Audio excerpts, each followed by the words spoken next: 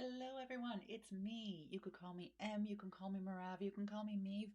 And I'm coming to you yet again with another Richter report where I'm bringing you all of your favorite books or books that you didn't know were your favorite and possibly will now become your favorite. Because, you know, they say leaders are readers. They say that when you open up a book, you find out that you have wings. And so I want to share with you all of the books that have made a big impact in my own life and in the people who I know.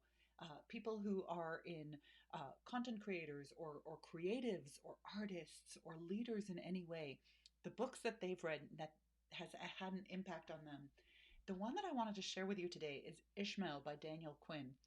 If you haven't read Ishmael, then there's also the story of Bee that followed it. But Daniel Quinn actually went on to create quite a lot of books. What I love about what Daniel Quinn has done, I love stories that have a message and that magical realism, that way that we can create fiction to actually tell a story that's really needed in humanity today. So, Ishmael is the story of a man who encounters by chance uh, a gorilla that was taught to speak and was kept in hiding, and a gorilla that actually knows a lot more about the truth behind humanity uh, and the history of humanity, and actually has a lot more wisdom. You know what I love about what Daniel Quinn did, and I hope that this is one day going to become a movie, a really well made movie, because it would be really great. Like, imagine Coco the gorilla just speaking to you and telling you everything that happened in kind of an evolutionary theory kind of way, a history of humanity from the perspective of our nearest cousins, our, we share DNA so closely with the gorilla and the whole animal kingdom. Uh, but imagine that there was a story that is told to you from the perspective of what could have happened if we had gone the other way.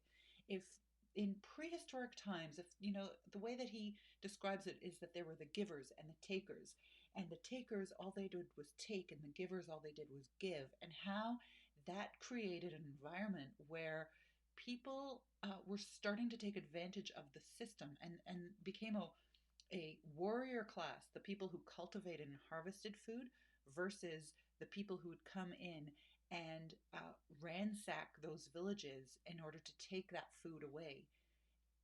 And can't we learn a little something from that story right now in this time that we're living through now? I when I read this book, it was told to me, it was actually on a flight somewhere, and I went right away into the bookstore and picked this book up. Why? Because I did not want to have a minute go by where I didn't know about this book.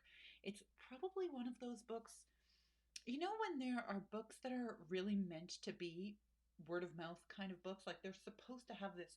I mean, in the days before viral was a positive thing, and that there was a time that viral meant a disease went through, but there was a time that you would actually get recommended a book like this from a neighbor or a colleague or a fellow, student, because they really represent those kinds of books that really you need to have a discussion with people around you. You don't just read this for the sake of ingesting it and reading it. You actually need to have a philosophical debate over the merits of this book. I think it's one of the most underappreciated, unknown books, and it's really time to bring this relic out and have the world know about this one. So I give this like a 9.5 on the Richter scale. It really is one of my favorite books and one of the ones that has made the biggest impact in my life and in the world around us. Ishmael by Daniel Quinn. Until next time, see you later.